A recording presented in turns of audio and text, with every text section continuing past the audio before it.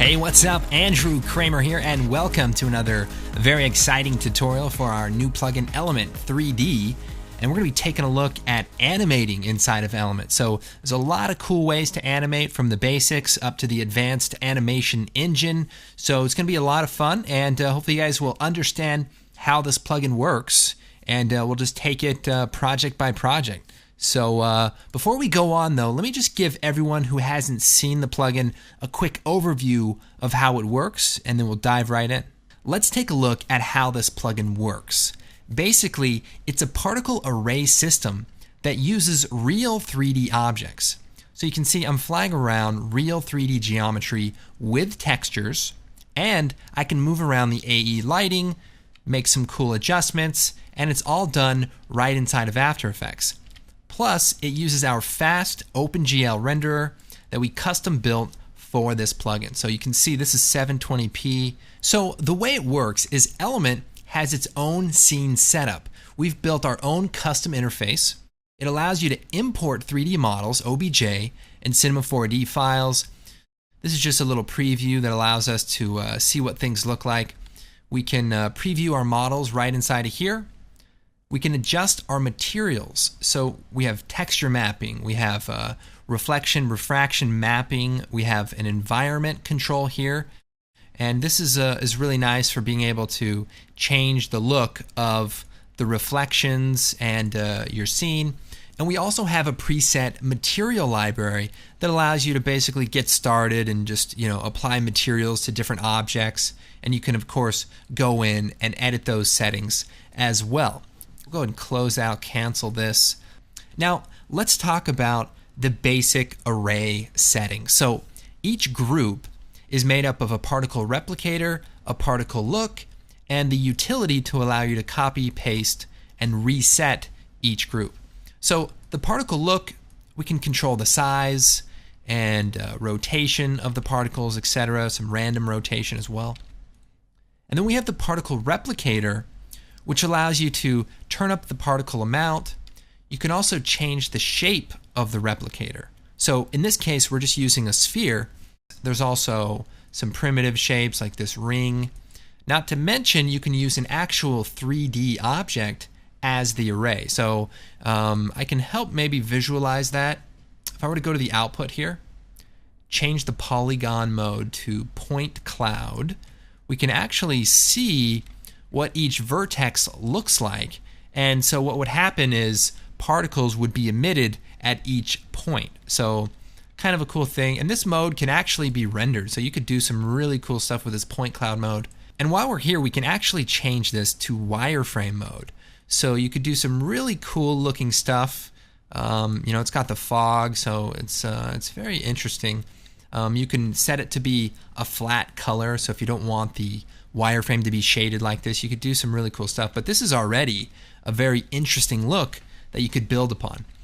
So let's switch that back to normal. It's getting a little crazy. Let's switch this back to a sphere, and let's talk a little bit more about animating a group. Now keep in mind, all of these properties are animatable. So I can take the scale and maybe turn it down to 0 and do some kind of animation where everything grows out. We can even go to the particle look. Let's keyframe the rotation random. So if I set a keyframe, go to the beginning here, maybe turn that off and set the orientation to fixed, what's going to happen is they're going to sort of explode out of a single object. So something cool about that. There's also some random options like surface offset and scatter that allows you just to do some interesting things with the particles when you have a lot of them. So that's the basics of animating each of the groups. All right, so let's move on to some more advanced animation capabilities. All right, let's take a look at animating some moving parts like this. So we have a gun that's shooting, and then we have the shell casing popping out. And how can we animate something like this? Well, let me show you. So I want you to pay attention, okay? Listen, hey, pay attention. Pay attention. No. Here we are looking at this gun model, and let's take a look at animating the gun. So I'm going to jump inside the scene setup, and I've got the gun already in my scene. So here it is over here, 45mm handgun. And by the way, it's part of the projectile weapons pack that's going to be available. Now, the cool thing about this model is that the inside of the pieces are actually created, meaning if I shut off some of these materials, we can actually see the inside of the gun, and enough of the parts are here that will allow us to animate. So we'll shut this back on. Now, what are these four materials? Well, basically, these are the materials that have been assigned inside of a 3D program. So we've taken each of the different parts, like the trigger and the slide, and we've separated them by material. An element automatically recognizes them. So what's nice about that is it allows us to separate parts of a model so that we can animate them individually. So here's what I'm going to do. I'm going to shut off the slide, and then I'm going to duplicate the model. Then I'm going to shut everything else off on this model except the slide. So we have the slide on the top, and we have the gun on the bottom. Now, what I need to do is assign the slide, this part, to group number 2. So we'll click on group 2, and then we'll uncheck group 1. So now if I hit OK, the model looks exactly the same. There's no change really, except now if I go to group 2, where there wasn't anything before, now I can actually animate that top piece independently from the other piece. So that's basically the answer. We can go in here, we can animate this piece, and now we've got our animation. So very, very cool, very fast, and we can do up to 5 different parts using this method. We could come back inside here, and I've got this shell casing that's inside of this demo model. This is also part of the projectile weapons pack. And I can say put this on channel 3, hit OK. Now it's a separate model, so it's going to come in at the normalized size. So all objects get normalized to about the same size. And then we can just go to the particle look, size it down, and move it around, animate it. We could connect it to a null object and basically just have it shooting out. All right, so this is one way to be able to animate multiple parts of a single object. But let's keep going and take a look at some even more advanced examples. All right, let's take a look at some visual effects examples. So here I have this background image of some helicopters, and I thought, well, I want to add my own helicopter. So I did. This helicopter is being rendered inside of the Element render engine, and it looks pretty dang good. So the way it's been set up is I've imported it, and I just have 3 lights. So I have a fill light, I have the sunlight, and then I just have an ambient light, and it's looking really, really good. So if I shut the motion blur off here, we can take a look at how this is set up. So you can see the propeller blades are rotating. So I guess maybe I need to keep the motion blur on. We can see the propeller blades are rotating, and the object is also being able to be moved around. Now remember, Element only allows you to import static 3D objects. So all of the rigging for the helicopter has been done right inside of Element. So let's take a look at that right now. So we've got this helicopter, it's fully 3-dimensional, and we even have a couple of little pilots in there. I saw the pilots in the back, you could kind of see them a little bit, so I just threw in some pilots really fast. All right, let's take a look at how it's set up. So we'll jump into the scene here.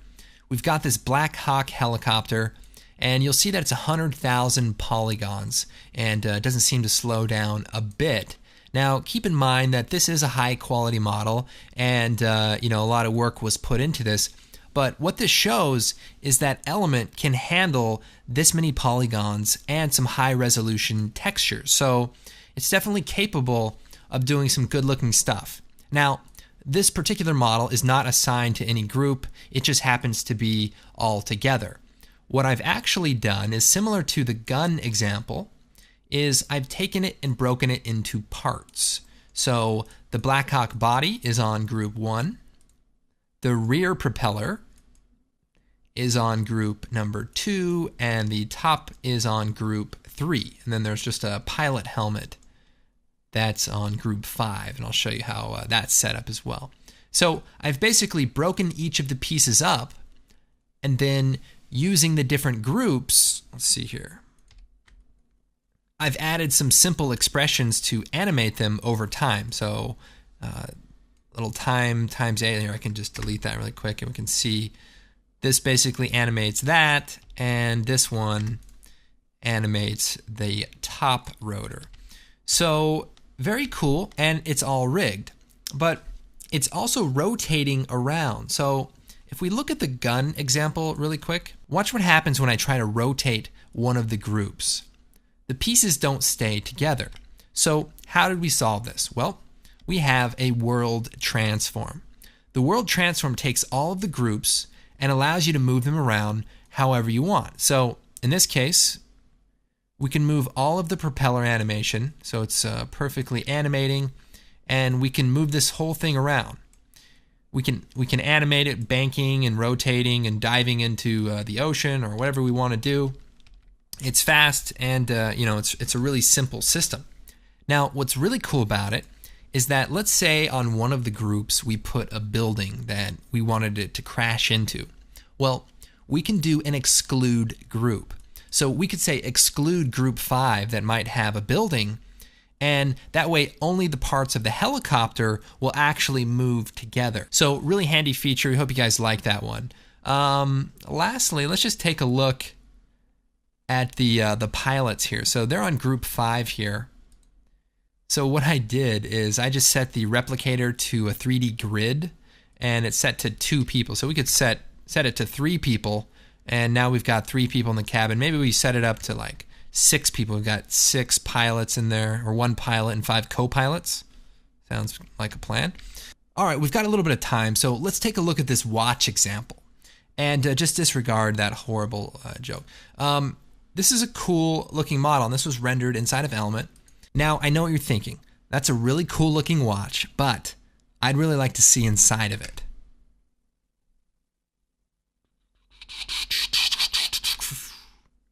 All right, so this was created in Element. All right, so in this example, we're going to talk about 3D object dispersion, or being able to disassemble a 3D object. So we'll come over here to this watch comp, and we'll just go and purge all, so that we can actually see how fast this renders. So if I just take my camera, move it around, I would say it renders pretty fast. And this is 720p again, and I can scrub through the video and we can see the animation. So the rendering is still very fast even with this on. Now, how does it work? Basically, if you have a 3D object that's made up of multiple pieces like these gears, Element will automatically create particles out of those pieces and allow you to distribute them in 3D space. So let's take a look at how that's set up. So we'll jump inside of Element. All right, so here we have our luxury watch, and I've shut off parts of the model so that I can assign just the wrist part of the watch to group 2 and the top part with all the gears to group 1. And that way I can animate them independently. Now remember, all of these inside pieces are all separate individual parts. So if we take a look at Cinema 4D, you can see all of these different pieces are separate objects. So what's going on here is the top piece is on group 2 and the pieces are on group 1. Let's go and hit OK. All right, so now the question is, how do we animate these multiple pieces inside of Element?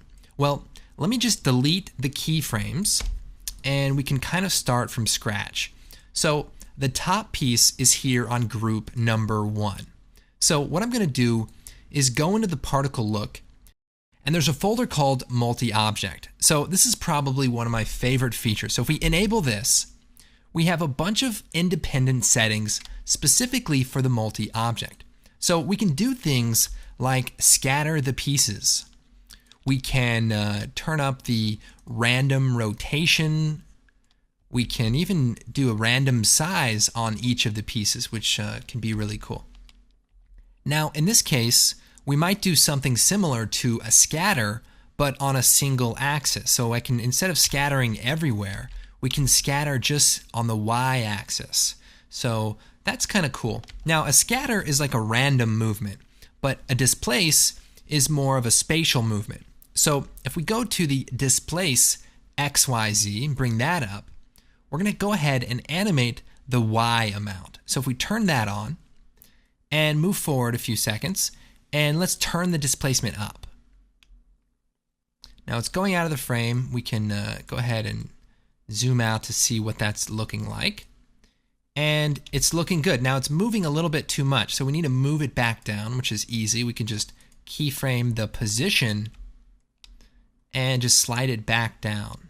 So as we increase the displacement amount, we just need to move its position back down to where it's coming out of. So now we go back to our main view, we can see it jumping out, and then we can animate it going back down. And what's great about this is that we're only using about 4 keyframes for this whole entire animation.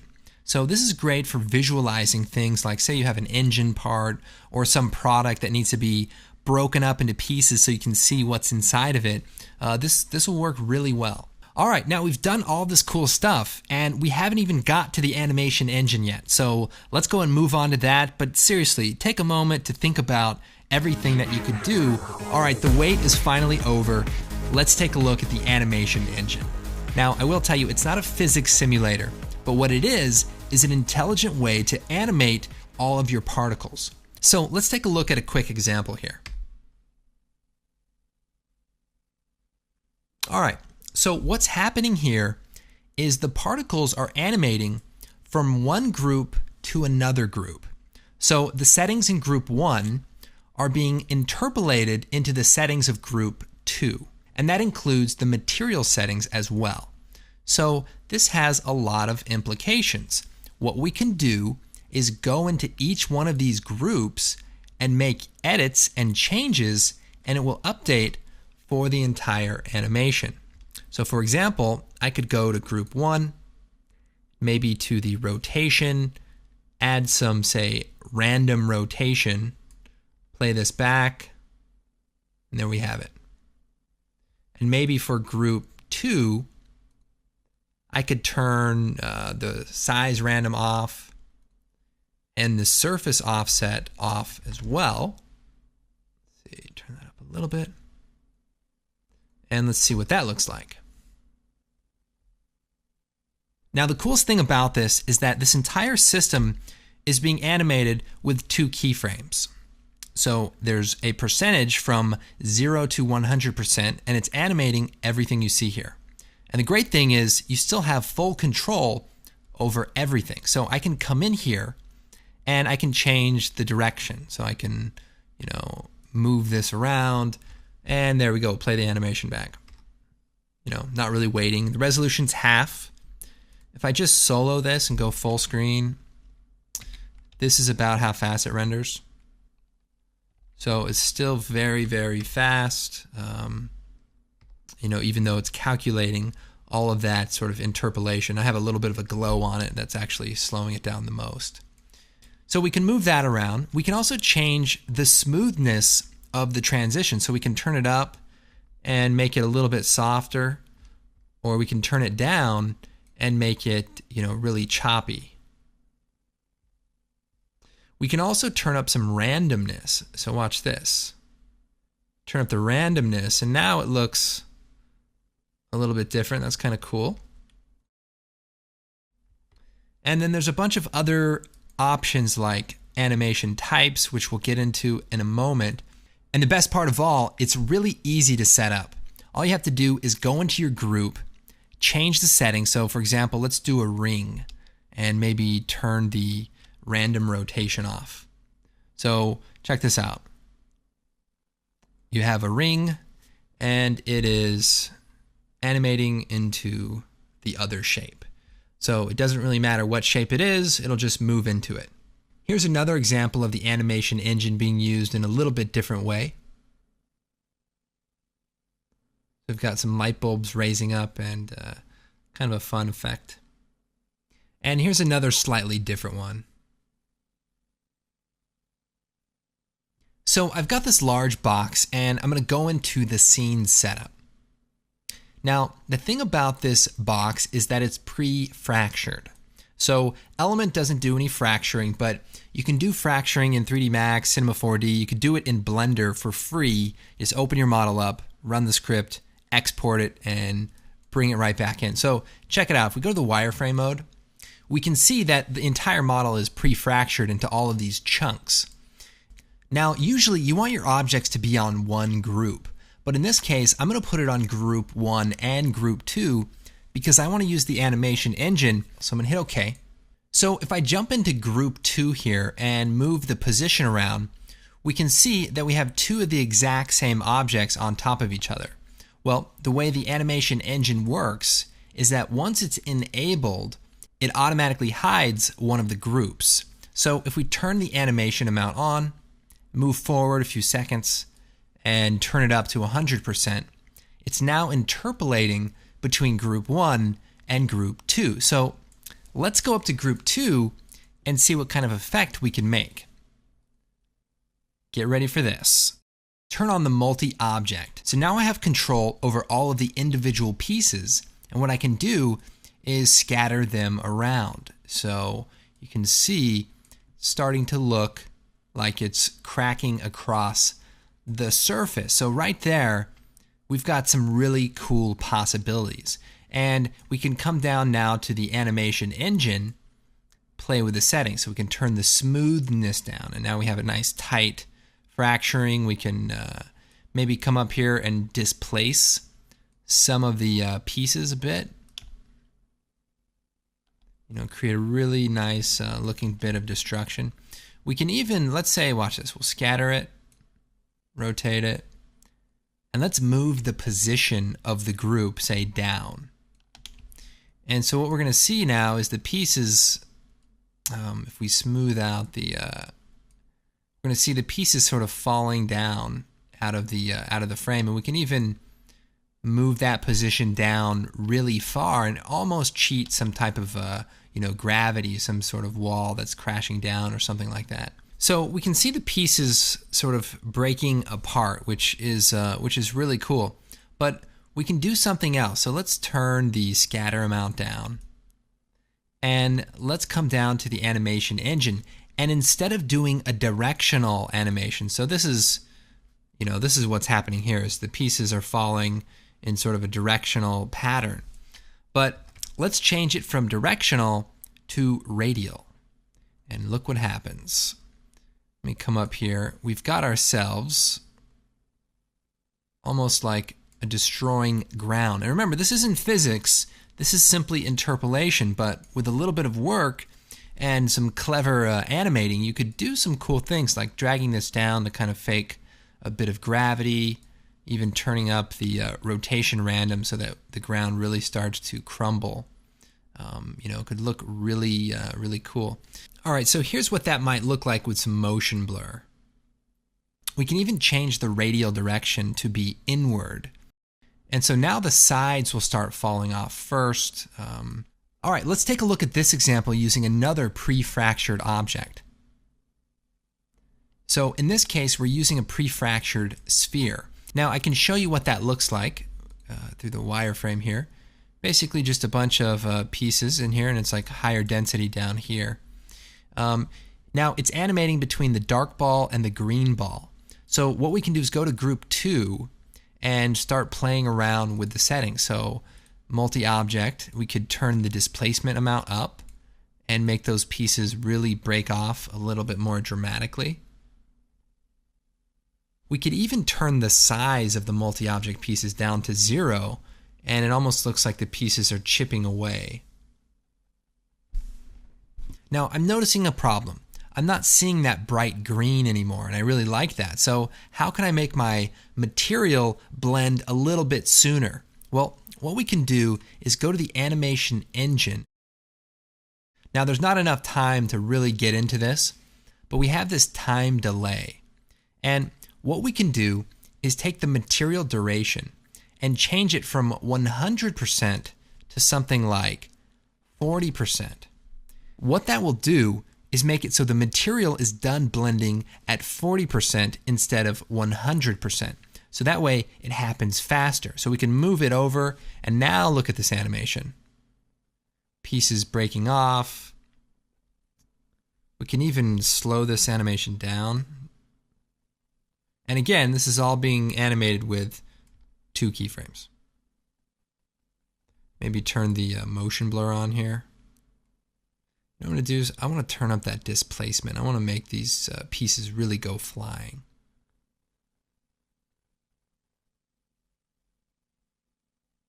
And instead of it being so sharp, I'm going to turn up, let's turn the randomness down. And I'm going to turn up the smoothness a little bit. So it'll be faster if you shut the motion blur off. So there's cool. So take a look at this.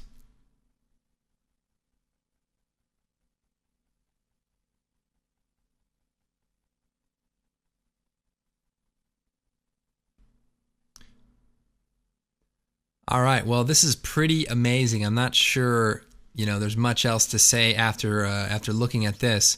There's just so many possibilities. We've got this last example where we can see pieces getting sort of sucked into the middle. And what's cool about this is I'm using the radial mode. So it's pulling the pieces in from the inside, which is really fascinating. Anyways, this is how the Element animation system works, and I hope you guys like it. All right, well, we're going to be posting some more in-depth tutorials to the Element help section, so those will be available online to everyone. And also, we got a little bit of new information on some bundles. So we've got the Element plugin, we've got the Pro shaders, which are the 200 pre-made materials, and then we've also got the Motion Design Pack, which has a bunch of objects and abstract stuff ready for you to use, including a bunch of pre-fractured objects like glass and things that you can use with the multi-object system. We've got the Pro bundle with the Pro shaders, and then the 3D design bundle, which includes all 3 of those. So that's great for motion graphics and things. Now, we just announced our new 3D model packs, and they include anywhere from 40 to 60 models per pack. And if you're looking to get the complete bundle, we have a great discount on that, $495, and you're saving $350. So you're pretty much getting every pack for $50, and it's just a really good deal. We've been working on this for quite a while, and we're really proud and really excited to finally get it out there. So my name is Andrew Kramer, and we will see you next time.